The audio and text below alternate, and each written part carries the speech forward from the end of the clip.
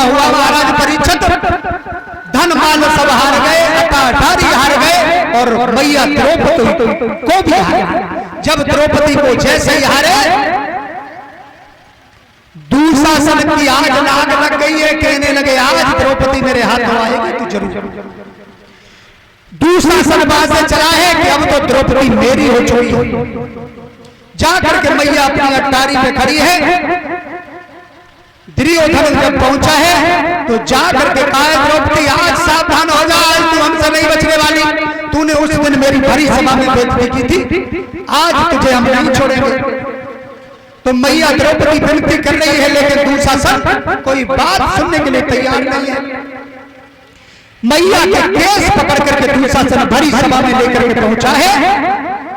और जब सभा में पहुंचा है, दुष्टर बैठे हैं, भीम नकुल सहदेव पांडव बैठे हैं, कौरवा बैठे, भीष्म पितामह बैठे हैं, बड़ी सभा लगी है।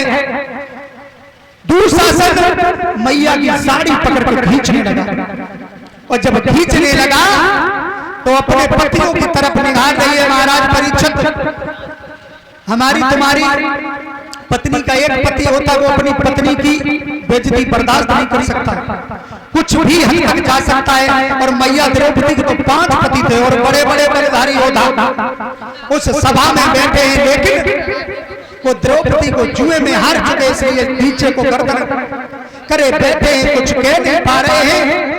मैया सबकी तरफ देख रही है कि मेरी लाज को बचाओ, मेरी इज्जत लुट रही है, लेकिन किसी ने आगे बढ़ के हाथ नहीं बचाया। जब कोई आगे नहीं बढ़ा तो मैया द्रौपदी सोचने लगी अब हमारा इस दुनिया में कोई नहीं है। तो भगवान को याद करके दोनों हाथ जोड़ लिए हैं, प्रभु तुम्हारे सिवाय अब इस दुनिया में हमारा कोई नहीं है।